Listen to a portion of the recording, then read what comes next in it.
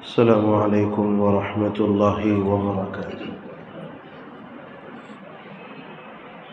الحمد لله وكفى وسلام على عباده الذين اصطفى وعلى آله وأصحابه المجتبى، أما بعد، فأعوذ بالله من الشيطان الرجيم. بسم الله الرحمن الرحيم. إن المنافقين يخادعون الله وهو خادعهم وإذا قاموا إلى الصلاة قاموا كسالى. وعن عبد الله بن عمر رضي الله تعالى عنهما قال قال رسول الله صلى الله عليه وسلم: أربع من كن فيه كان منافقا خالصا، ومن كانت فيه خصلة منهن كانت فيه خصلة من نفاق حتى يدعها: إذا اؤتمن خان، وإذا حدث كذب، وإذا عاهد غدر، وإذا خاصم فجر. وعن رسول الله صلى الله عليه وسلم قال: أثقل الصلاة على المنافقين العشاء والفجر، ولو يعلمون ما فيهما من الأجر لأتوهما ولو حبوا. متفق علیہ۔ قابل احترام عزیز بزرگوں اور نوجوان بھائیوں، قرآن و سنت میں بے شمار مقامات پر لوگوں کو ان چیزوں سے متنبہ کیا گیا، ان چیزوں سے ڈرایا گیا ہے جس پر اللہ اور اس کے رسول صلی اللہ علیہ وسلم کی ناراضگی اور ناپسندیدگی ہے۔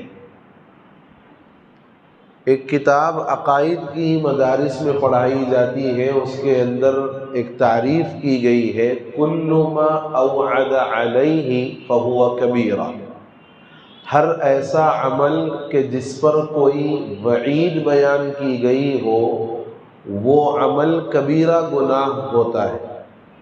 صغیرہ اور کبیرہ کی ایک پہچان ہے کہ جس عمل پر اللہ یا اس کے رسول نے وعید ارشاد فرمائی، اس عمل کے کرنے سے ڈرایا اور اس عمل کے بارے میں بتایا کہ یہ کرو گے تو یوں ہوگا، تو اس کا مطلب یہ ہے کہ یہ عمل اللہ کے نزدیک کبیرہ گناہ ہے۔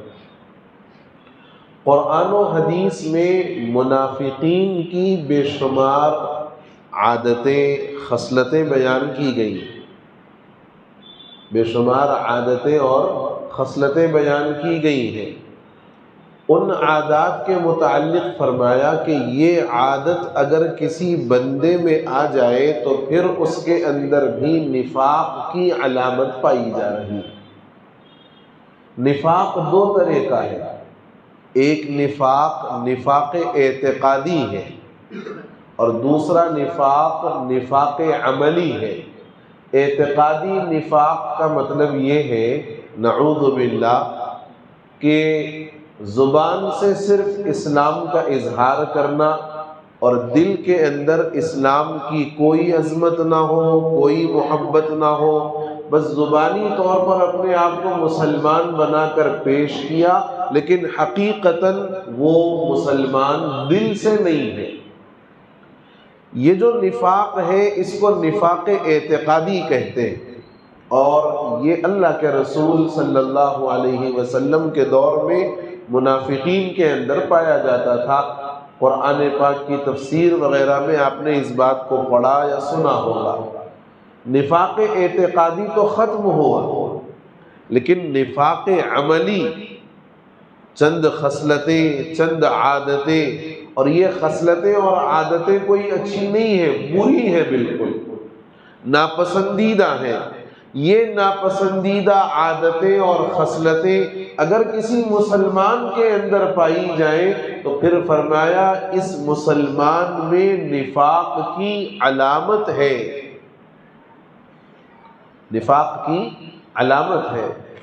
حضور نے فرمایا اربع من کن فیہ، چار عادتیں ایسی ہیں کہ اگر یہ کسی آدمی کے اندر پائی جائے، کوئی آدمی ان چار عادتوں کا اپنے آپ کو خوگر بنا لے، عادی بنا لے، فرمایا کان منافقا خالصا، پیور منافق،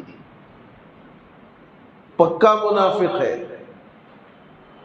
اور آگے فرمایا ومن کان فیہ خصلۃ، اور اگر ان چار میں سے ایک اگر کوئی عادت ہے، چار نہیں ہے لیکن ایک اگر کوئی عادت ہے، فرمایا کان فیہ خصلۃ من نفاق، اس میں نفاق کی ایک بری عادت ہے، حتی یدعها، جب تک یہ اس کو چھوڑے گا نہیں وہ نفاق عملی اس سے نکلے گا نہیں۔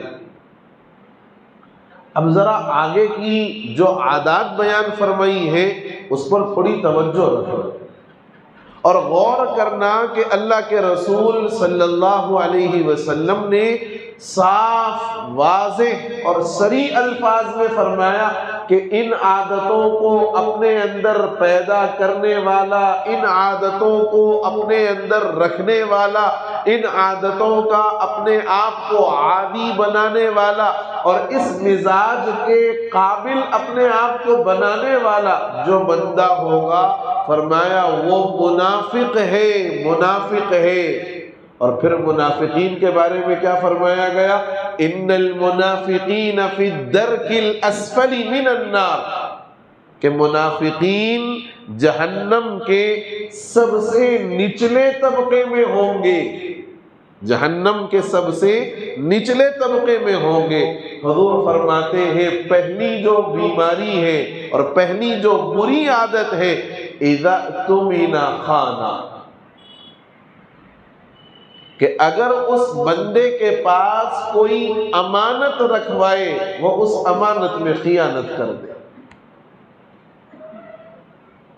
اگر کسی کے پاس امانت رکھوائی جائے وہ اس بندے کی امانت میں خیانت کر دے۔ لوگ سمجھتے ہیں کہ امانت کا مطلب یہ ہے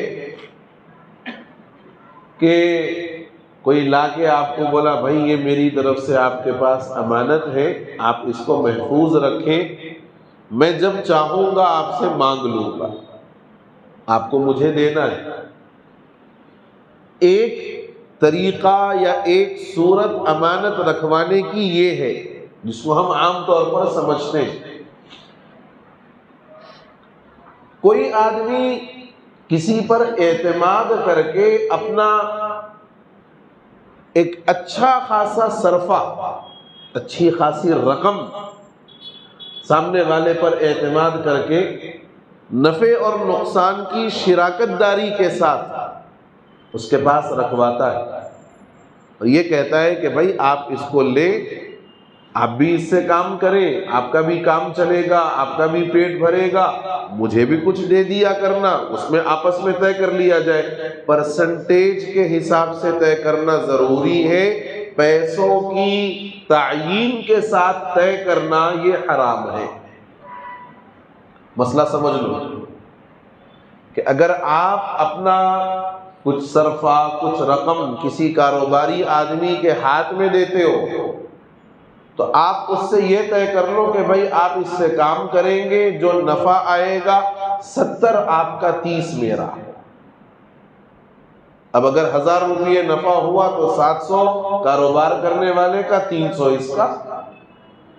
مثال، یہ طریقے سے شراکت داری کرنا اور پرسنٹیج طے کر کے کام کرنا ازرو شرع جائز ہے، اس لیے کہ آج 1000 روپے نفع ہوا ہے، کل کو جا کر کے 10,000 کا نفع ہوگا، کل جا کر کے 10,000 کا نفع ہوگا، 3 اس کے ہو جائیں گے، 7 اس کے ہو جائیں گے، کل کو 1 لاکھ کا ہوگا۔ تو یہ سہولت ہے دونوں کے لیے، لیکن یہ طے کرنا کہ میں نے اتنی رقم دی ہے، آپ ماہانہ مجھے 15,000 روپے دینا ہے۔ اب ضروری نہیں ہے کہ کسی مہینے میں 25,000 کا نفع ہو تو 15 وہ آپ کو دے کر 10 وہ رکھے، ہو سکتا ہے کہ کسی مہینے میں صرف 15 ہی کا نفع ہوا۔ ارے ہوتا ہے نا، کاروباری حضرات ہیں آپ مجھ سے بہتر جانتے ہیں، تو کبھی 15 ہی کا نفع ہوگا۔ اب یہ پیسے لگانے والے نے تو لے لیے، لیکن جس نے پورا کام کیا، جس نے پوری محنت کی، اس کے ہاتھ تو کچھ نہیں آیا۔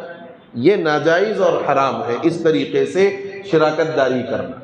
تو میں یہ عرض کر رہا تھا کہ امانت کی ایک صورت تو وہ ہے جو ہمارے عرف میں ہمارے ذہنوں میں چلتی ہے، لیکن یہ پیسہ لگا کر کسی پر اعتماد کر کے اپنا خون پسینے کا کمایا ہوا صرفہ لا کر کے وہ آپ کے حوالے کرے، 2-4 مہینے 6 مہینے آپ دیں اور اس کے بعد حقیقت حال کچھ اور ہو اور اس کے سامنے یہ ظاہر کرے کہ صاحب میں لٹ گیا، میں برباد ہو گیا، سارا کاروبار ختم ہو گیا، اور اس کے لاکھوں لاکھ روپیے چند مہینوں اور 1 سال کے اندر پورے کے پورے غبن کر کے چلے جائیں۔ جتنا یہ حرکت کرنے والے لوگ ہیں یاد رکھنا چاہیے یہ اسی زمرے میں آتا ہے اذا اؤتمن خان، اور یہ منافقین کی خصلت ہے، مومن کی عادت نہیں ہے، یہ کام منافقین کا ہے جو پہلے بڑے اچھے انداز میں بہلا پھسلا کر اور ان کی ذہن سازی کر کے اور ان کی معصومیت کا فائدہ اٹھا کر ان سے لاکھوں لاکھ روپے لے لیں، اور پھر جب ان کو واقعتاً ضرورت پڑے وہ اپنا مال چاہتا ہے، صاف کہتے ہیں کہ صاحب ہمارے پاس نہیں ہے، جب آئے گا تب دیں گے، اور آتا کبھی نہیں ہے جب تک وہ قبر کے گڑھے میں نہیں اتر جاتا اس وقت تک وہ ٹائم نہیں آتا۔ ایسے حرام خور کئی موجود ہیں ہمارے معاشرے میں، حرام خور ہیں یہ جو حرام کھاتے ہیں لوگوں کا لے کر، کئی موجود ہیں، کئی بڑے بزرگوں سے ٹھگ دیا، کئی نوجوانوں کو بلا کر ٹھگ دیا، کئی علماء کو بلا کر ٹھگ دیا، ایسے ٹھگ اور ایسے حرام خور معاشرے میں خوب موجود ہیں۔ وہ یاد رکھنا چاہیے کہ یہ وہ منافقین کی خصلت ہے جس کے بارے میں حضور نے فرمایا کہ جس میں یہ خصلت ہے وہ پیور منافق ہے، پکا منافق ہے۔ دوسری خصلت وَإِذَا حَدَّثَ كَذِبًا، جب بات کرے جھوٹ بولے، جب بات کرے جھوٹ بولے۔ یہ جو پیسے کھانے والے ہوتے ہیں تم جب بھی فون کرو صاحب میں بولا تھا آپ کو آئندہ مہینے میں کر دیتا ہوں، 10 دن میں آپ کو کر دیتا ہوں، 15 دن میں آپ کو کر دیتا ہوں، 2 ہفتے میں ایک پیمنٹ آنے والا ہے آپ کو جب کر دیتا ہوں۔ یہ جب بات کرے گا تب جھوٹ بولے گا، جب بات کرے گا تب جھوٹ بولے گا۔ حضور نے فرمایا یہ منافقین کی عادت ہے کہ وہ جب بات کرتے ہیں جھوٹ بولتے ہیں۔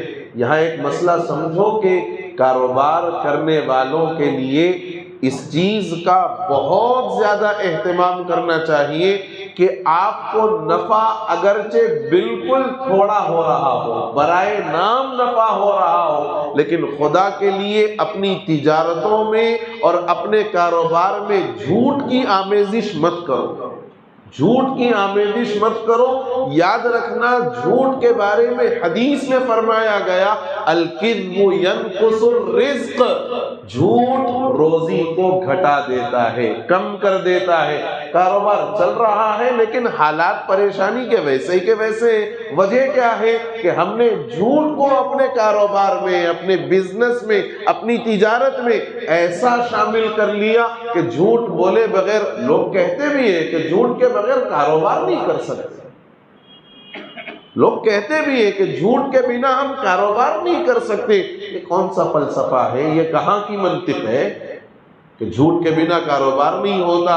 حضور نے فرمایا التاجر الصدوق الامین مع الانبیاء والصدیقین والشہداء والصالحین، ایماندار تاجر بنو، انبیاء کی صحبت نصیب ہوگی میدان قیامت۔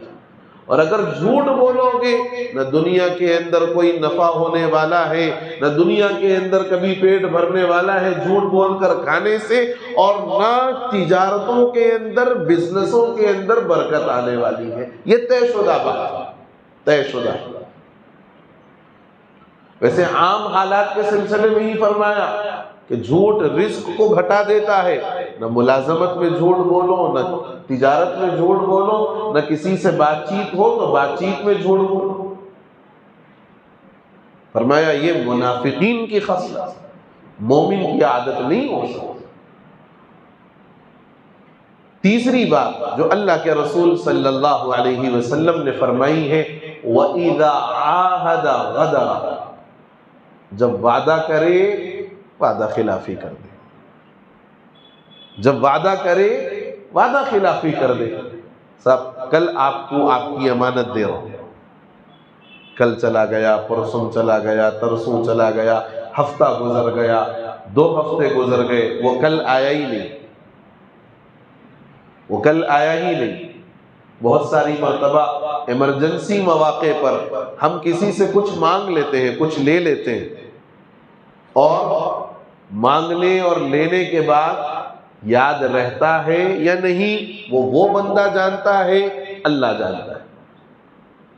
وہ لینے والا بندہ جانتا ہے، اللہ جانتا ہے، لیکن لینے کے بعد لیتے وقت میں کہتا ہے صاحب 2 دن میں آپ کی امانت میں آپ کے حوالے کرتا ہوں۔ 2 ہفتے گزر جاتے ہیں، مہینوں گزر جاتے ہیں۔ اب وہ کئی مہینوں کے بعد آدمی کو جب ضرورت پڑی، اس نے فون کال کیا، کہا کہ صاحب آپ نے ہم سے یہ چیز لی تھی، واپس نہیں کی۔ ارے صاحب میں بھول گیا۔ بعض مرتبہ بھول ہوتی بھی ہے، انکار نہیں ہے۔ نسیان کا جو عذر ہے، بھولنے کا جو عذر ہے، زیادہ تر انسانوں کو پیش آتے رہتا ہے، اس میں کوئی وہ نہیں، لیکن یہ بھولا واقعتاً ہے یا بناوٹی ہے، یہ وہ جانتا ہے اور اللہ جانتا ہے۔ فرمایا یہ مومن کی علامت نہیں ہے۔ اس لیے اللہ کے رسول صلی اللہ علیہ وسلم اور خود قرآن پاک کی آیت میں اللہ نے حکم دیا، معاملہ کرو تو لکھ لیا کرو، تاکہ یہ لکھا ہوا تمہیں یاد رہے گا، اور یہ دیکھ کر کے تمہیں اپنے آگے کے معاملے کے سلسلے میں بات ذہن میں آئے گی کہ فلاں سے وعدہ ہوا ہے، یہ پہنچانا ہے، یہ دینا ہے۔ وَإِذَا عَاهَدَ غَدَرَ، وعدہ کرے وعدہ خلافی کر دے۔ اور چوتھی علامت بیان فرمائی، وَإِذَا خَاصَمَ فَجَرَ، اور جب کبھی اتفاقاً بہت زیادہ اپنے آپ کو وہ کرنے کے باوجود، مسئلے کو سنجیدگی سے سمجھانے کے باوجود اگر کبھی لڑائی ہو جائے، تو میں ہو جائے، خاصمہ، وہ لڑائی کے اندر گالی گلوچ شروع کر دے، لڑائی کے اندر گالی گلوچ شروع کر دے۔ اپنے پاس ذرا اگر گاڑی آگے پیچھے ہو گئی، ذرا آگے پیچھے لگ گئی تو شروع ہو جاتے۔ ویسے بھی اولڈ سٹی کے میاں بھائی، اولڈ سٹی کے میاں بھائی، تو یہ مسئلہ ہر ایک کے لیے، ہر ایک کے لیے، چاہے وہ اولڈ کا رہنے والا ہو یا نیو کا رہنے والا ہو، وہ مسلمان ہے، اس کے لیے یہ حکم ہے کہ اپنے آپ کو گالی سے، اپنے آپ کو برے الفاظ سے۔ اچھا، ایک روایت میں بڑی عجیب بات نظر سے گزری، اس میں ہے کہ جب بندہ ایک گالی دیتا ہے تو یہ ایک گالی اس کی قبر کا ایک بچھو بنتا ہے۔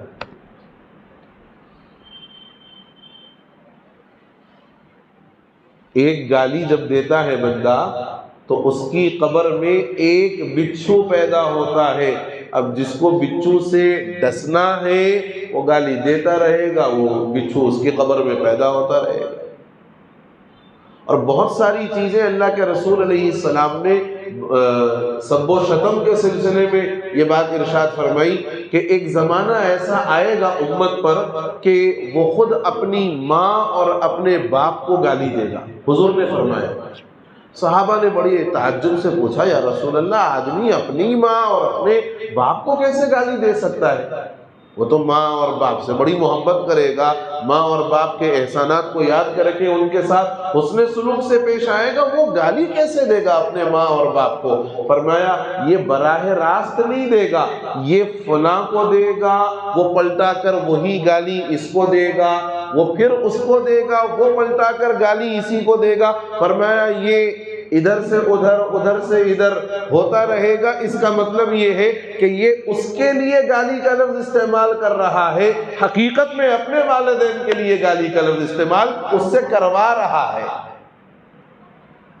اس سے کروا رہا ہے۔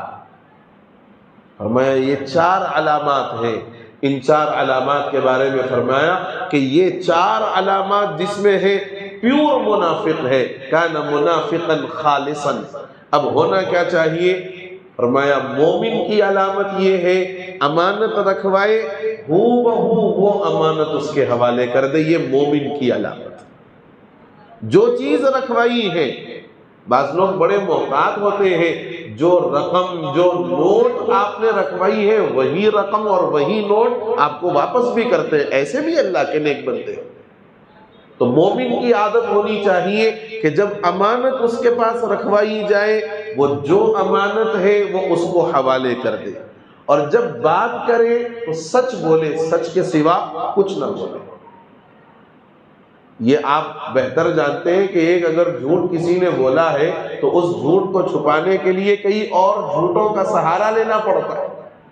اس لیے مومن کی علامت یہ ہے کہ جب بات کرو سچ بولو. اس لیے کہ حضور نے ایک حدیث میں فرمایا الصدق ینجی والکذب یہلک. سچ آدمی کو بچاتا ہے اور جھوٹ آدمی کو ہلاک کر دیتا ہے. تیسری بات جو ایک مومن کی علامت ہونی چاہیے، اگر کسی سے آپ نے وعدہ کیا ہے، جو وقت آپ نے وعدے کا طے کیا ہے اس سے تھوڑی دیر پہلے اس کام کے لیے تیار ہو کر کے ریڈی ہو جاؤ. ایک دن پہلے اس کے جو ہے آپ نے جو تاریخ لی ہے اس سے ایک دن پہلے وہ کام کر دو. یہ آپ کی دیانت اور صداقت کی علامت ہوگی. آپ نے اگر 20 تاریخ کا وقت لیا ہے، آپ 19 کو لے جا کر کے دے دیں کہ بھائی انتظام ہو گیا. یہ آپ کی امانت، یہ آپ کی چیز جو وعدہ آپ نے کیا ہے، چاہے کوئی بھی چیز میں ہو، کام میں ہو، کوئی چیز کے لین دین میں ہو، جو وعدہ کیا ہے اس وعدے کو بر وقت پورا کرنا یہ مومن کی علامت ہے. اور اگر بالفرض اول تو مومن لڑتا نہیں، اول تو مومن لڑتا نہیں ہے، لیکن اگر بالفرض کبھی لڑائی ہو جائے تو لڑائی کے اندر بھی حدود ہے، آداب ہے، سنجیدگی ہے. اس سنجیدگی کے دامن کو اپنے ہاتھ سے جانے جاتے. گالی گلوچ کا کرنا یہ ایک مومن کی شایان شان نہیں. مومن کی زبان سے فرمایا ذکر نکلنا چاہیے، استغفار نکلنا چاہیے. منافقین کی ایک خصلت اور بیان فرمائی گئی ہے، منافقین کثرت سے ذکر نہیں کرتے، ان کے پاس ذکر کا مزاج نہیں ہوتا، اور مومن کے پاس ذکر کا مزاج ہونا چاہیے.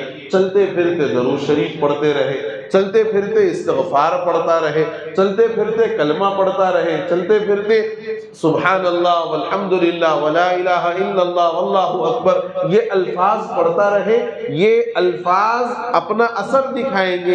ایک وقت آئے گا بندہ عادی ہو جائے گا اور اس کی زبان سے صرف اچھی باتیں اور اچھے الفاظ نکلیں گے، وہ برے الفاظ اپنی زبان سے نہیں نکال پائے.